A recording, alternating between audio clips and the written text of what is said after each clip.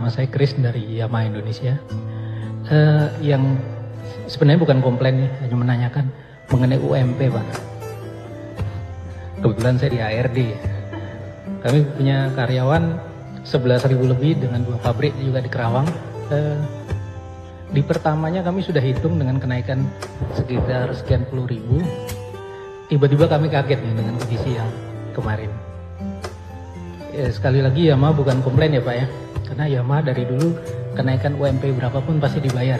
Pak Andriansa yang tahu itu. Jadi kira-kira alasannya apa Pak? Terima kasih. Kenaikan UMP di Jakarta sejak tahun 2016 itu naiknya 14,8%. 2017 8,3%. 2018 8,7%. 2019 8,0%, 2020 8,5%. Lalu terjadilah kontraksi perekonomian kemarin. Pertumbuhan kita turun, inflasi kita turun. Apa yang terjadi? UMP kita naiknya 3,3%. Bagaimana kebijakan DKI? DKI sama kebijakannya. Kami selalu melaksanakan ada yang di PP selama ini, dengan kekurangannya kami tambahi lewat kartu pekerja Jakarta. Lah, formula PP-nya berubah, Pak.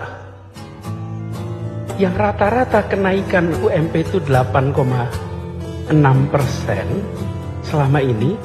Tahun 2021 PP 78 2015 berubah PP 36.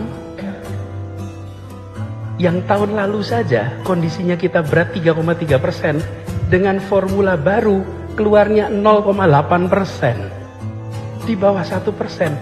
Saya pun kaget Bapak Ibu, loh, bagaimana mungkin di Jakarta yang biasanya kenaikannya 8%, lalu kondisi sulit naik 33 dan buruh pun menerima, karena pada waktu itu kondisinya memang sulit.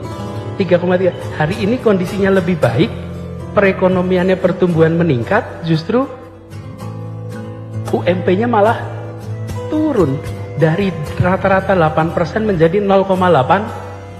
Sekarang Bapak Ibu copot baju kita, pakai akal sehat. Kira-kira kalau kita dalam posisi itu normal tidak Bapak Ibu? Di Jakarta kenaikan 0,8. Kalau kenaikan 0,8 sudah hampir pasti problem akan muncul. Kita 1,5 tahun ini mencoba menyelamatkan stabilitas sosial di Jakarta. Tadi saya ceritakan tuh, supaya Jakarta anteng, tenang, semua orang cukup. Lah kok sekarang kenaikan UMP-nya di bawah inflasi? That doesn't make sense.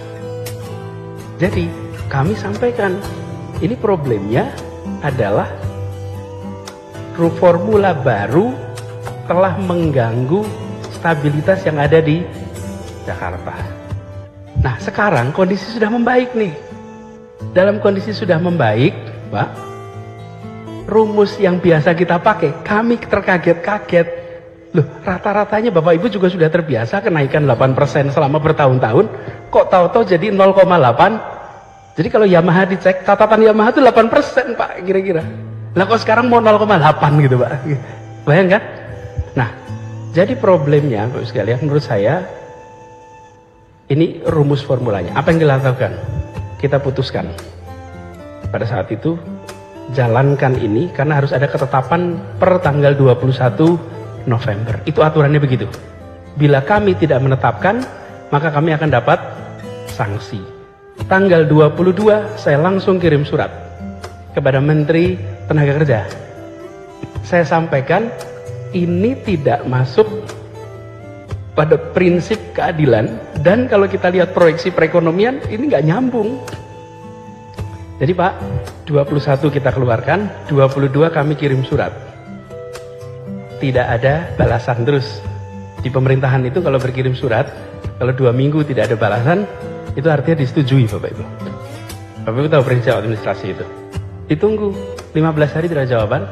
Tanggal 16 kemarin, 16 Desember, kita gunakan apa angka 5,1 itu? Angka 5,1 itu bukan angka bikinan kita Pak.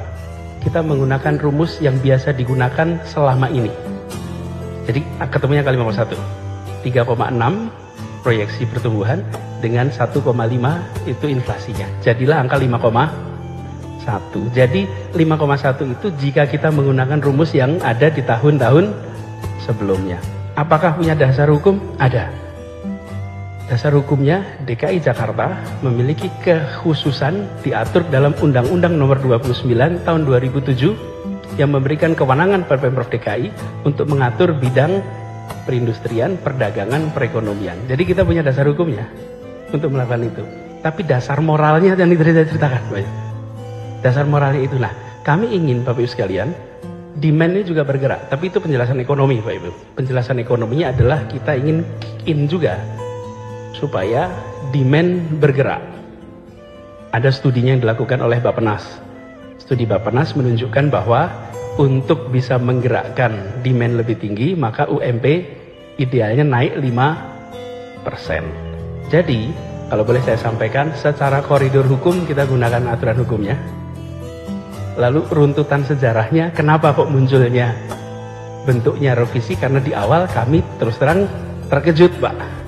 Rumus barunya kok jadi seperti ini. Nah, kalau saya ajak Bapak Ibu sekalian melihat ini sebagai anak bangsa, nih merasakan, kira-kira muncul rasa ketidakadilan tidak? Pasti muncul.